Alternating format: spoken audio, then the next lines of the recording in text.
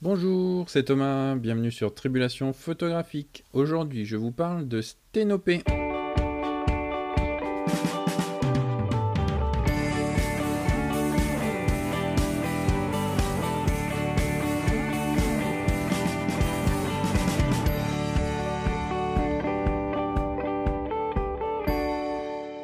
Bonjour. Alors, je suis vraiment ravi de vous retrouver aujourd'hui sur le podcast dans ce 7e épisode.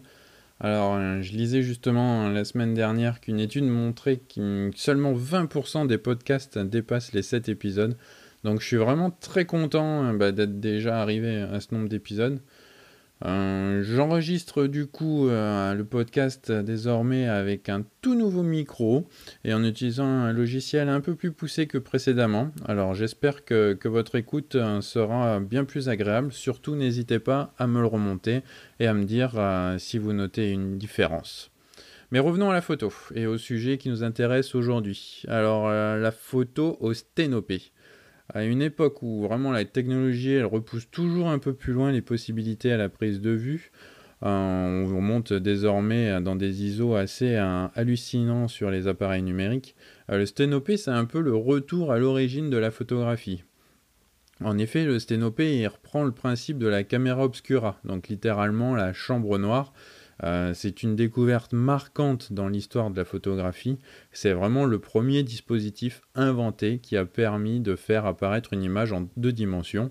Et en fait, juste en y ajoutant un dispositif de capture de l'image, une surface photosensible, on obtient le sténopé. Alors avec surface photosensible, vous voyez déjà arriver avec la pellicule et le monde de l'argentique. Alors on ne peut pas faire beaucoup plus basique. La lumière, en fait, elle pénètre par un petit trou dans un espace clos et sombre. Elle forme sur la face opposée au trou une image inversée de ce que l'on veut photographier. Il n'y a pas d'objectif, aucune lentille qui permet de faire converger les rayons de lumière. Du coup, si le trou n'est pas trop grand, alors une image discernable peut se former. Les différents éléments d'une scène apparaissent bien séparés. En fait, le flou il diminue à mesure que la dimension du trou se réduit. Au final, on obtient une image qui est tout à fait utilisable. C'est vraiment magique. J'ai découvert cette magie il y a 3-4 ans maintenant et je suis toujours très impressionné par les résultats obtenus. Alors j'ai profité des fêtes de fin d'année pour faire quelques prises de vue avec le sténopé et c'est là où je me suis dit tiens, je pourrais faire un petit épisode du podcast.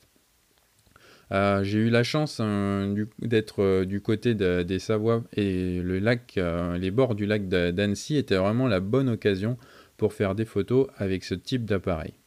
La prise de vue est vraiment très simple. Vous posez votre sténopé sur un support stable, un bon trépied peut être utile, et ensuite vous mesurez le temps d'exposition à l'aide d'une cellule ou de votre smartphone. Enfin, vous ouvrez, vous fermez le trou du sténopé, le temps adéquat. C'est tout. Alors revenons un peu sur l'appareil en lui-même.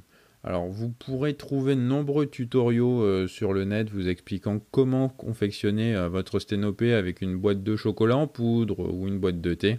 Je vous laisse faire vos recherches. En ce qui me concerne, j'ai craqué sur un beau sténopé de chez Spiral Camera. Je vous mets comme d'habitude les liens dans les notes de l'émission. C'est vraiment un très bel objet réalisé artisanalement en bois de noyer. Il est très fiable à l'utilisation tout en étant optimisé pour les meilleures images possibles. En fait, son trou il fait 0,22 mm de diamètre. Il est réalisé au laser de très haute précision.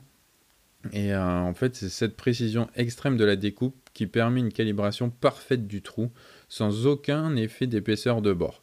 Le résultat, il est vraiment bluffant. Quand j'ai partagé mes premières photos faites avec le sténopé, je me souviens que la plupart des gens se demandaient si c'était vraiment fait avec un sténopé. La définition, elle est vraiment très très bonne. J'ai choisi le modèle pour 6.6, utilisant le format 120, car je suis un amoureux du format carré et ça me convenait parfaitement. Sur ce type de boîtier, la longueur focale elle est équivalente à 32 mm et une ouverture en fait d'environ f150. Voilà, on est très loin des grandes ouvertures des objectifs d'aujourd'hui. Alors dans cette boîte, on va y mettre des pellicules et pour les pellicules, il y a une petite subtilité à connaître. C'est ce qu'on appelle l'effet de non-réciprocité ou l'effet Schwarzschild. Alors, je ne vais pas rentrer dans des explications hautement scientifiques, on va simplifier au maximum. Mais ce qu'il faut retenir, c'est que la plupart des pellicules, en fait, sont faites pour être utilisées entre 1 millième de seconde et 1 seconde. Au-delà d'une seconde, il y a des corrections d'exposition à faire. En effet, plus la pellicule est exposée, plus elle perd en sensibilité. Il faut donc appliquer un coefficient de correction pour compenser la perte de sensibilité. Alors on trouve de nombreuses tables chez les fabricants de pellicules. Ça dépend vraiment de son émulsion, de sa pellicule. Pour ma part, au début, j'utilisais l'Ilford Delta 100, mais je me retrouvais avec des temps de pause très longs après correction. C'est une pellicule qui n'était pas forcément adaptée pour le sténopé. Aujourd'hui, j'utilise la RPX 25 de chez Rollet, donc moins sensible, mais en fait, elle ne respecte plus la loi de réciprocité seulement à partir de 5-6 secondes. Donc du coup, je me retrouve en fait avec des temps d'exposition qui sont moins longs qu'avec l'Ilford 100. Elle est donc très adaptée à l'utilisation du sténopé et des temps de pause relativement longs. Les deux pellicules que je viens d'évoquer, en fait, c'est des émulsions noir et blanc. J'ai également testé de la Hectar 100 en couleur, avec des temps de pause qui étaient relativement faibles, de l'ordre de la seconde. Et j'ai pas remarqué de déviance pour cette pellicule à ces temps de pause. Et on obtenait une colorimétrie tout à fait caractéristique de l'Hectar 100. Alors pour quel sujet peut être utilisé le sténopé, je vous ai parlé de photos de paysages sur les bords du lac d'Annecy, mais ça ne se limite pas à cela. On trouve des auteurs qui vont pratiquer le portrait. Alors il y a cet effet un petit peu de flou qu'on va retrouver dans les prises de vue au sténopé, qui sont vraiment très poétiques. Et on va vraiment rentrer dans la suggestion plutôt que dans un portrait vraiment classique comme on peut le voir. Écoutez, moi je suis vraiment intéressé de savoir si vous aussi vous pratiquez la photographie au sténopé, si vous êtes essayé et comment. Donc n'hésitez pas à partager vos travaux dans les commentaires de l'épisode ou encore sur les réseaux sociaux comme Facebook, Twitter ou Instagram où vous pouvez retrouver Tribulation photographique. Comme d'habitude, si l'épisode vous a plu, n'hésitez pas à le partager, laissez une note sur iTunes ou toute autre plateforme d'écoute de podcast. Un grand merci pour votre écoute et à très bientôt sur Tribulation photographique.